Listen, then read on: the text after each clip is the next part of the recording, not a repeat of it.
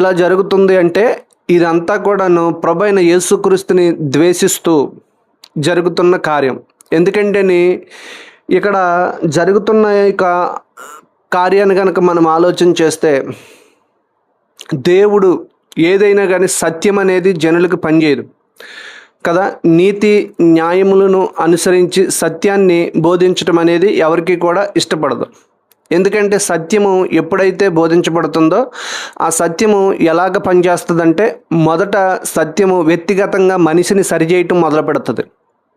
ఈ మనిషిని సరిచేసే క్రమంలోను సత్యం ఎప్పుడైతే మనిషిని సరిచేస్తుందో, ఆ సరిచేయబడుతున్న మనిషి తనలో ఉన్న అవలక్షణాలని, తనలో ఉన్న పాపాన్ని, తనలో ఉన్న ఆ యొక్క దురవ్యసనాలని, దురలవాటుల్ని ఏదైనా సరే సమస్తము కూడా దేవుడికి వ్యతిరేకంగా ఏదైతే నియమం పనిచేస్తుందో ఆ యొక్క నియమాన్ని వదులుకోవటానికి మనిషి ఎప్పుడు కూడా ఇష్టపడ్డు. ఎందుకంటే సత్యము అనేది ఎలా పనిచేస్తుంది అనేది కనుక మనం ఆలోచన చేస్తే, సత్యము మొదట సమాజాన్ని సరిచేయదు కానీ వ్యక్తిని సరిచేస్తుంది కదా. ఆ యొక్క వ్యక్తిగతమైన బుద్ధి నుంచే కూడా మనిషిని సరిచేసుకుంటూ ఆ యొక్క మనిషిలో ఉన్న లోపాలన్నింటినీ కూడా దిద్దుకుంటూ వస్తూ ఉంటుంది. ఈ యొక్క సత్యము పనిచేస్తున్న కాలంలో అసత్యానికి ఏమాత్రము కూడా ఇష్టం అనేది ఉండదు కదా. ఎందుకంటే మనకి లోక సామెత కూడా ఉంది, సత్యము చెప్పులు తొడుక్కుని బయటికి వెళ్ళేటప్పటికి అసత్యం అంతా ఊరంతా చుట్టుకుని వచ్చేస్తుందంట.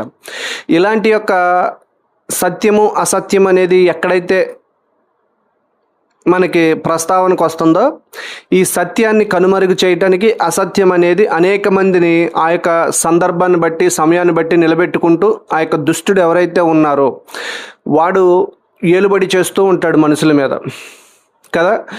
ఒకటి సత్యాన్ని అనుసరించేవాడికి దేవుడు మేలు చేస్తే, అసత్యాన్ని కోరుకునే వాళ్ళకి దుష్టుడు అనేవాడు మేలు చేస్తూ ఉంటాడు. ఎందుకంటే వాడు చేసేది మేలు అనేది అప్పటికి అనిపించినప్పటికీ కూడా తుదకు అది మరణానికే దారి తీస్తుందనేది సహోదరులకు కూడా తెలియదు. కాబట్టి ఇలాంటి యొక్క సందర్భాన్ని మనం ఇక్కడ గుర్తు చేసుకుంటే, ఆ కాలమందు సంఘాన్ని హింసించడానికి హేరోదు కూడాను ఇష్టపడ్డాడు. ఎంత ఇష్టపడ్డాడంటే, ఈ కార్యం అంటే యూదులకు ఇష్టమైన కార్యం అని చెప్పేసి యోహాను సహోదరుడైన యాకోబును పట్టి చంపించి, అది మాత్రమే కాదు, అది జరిగిన తర్వాత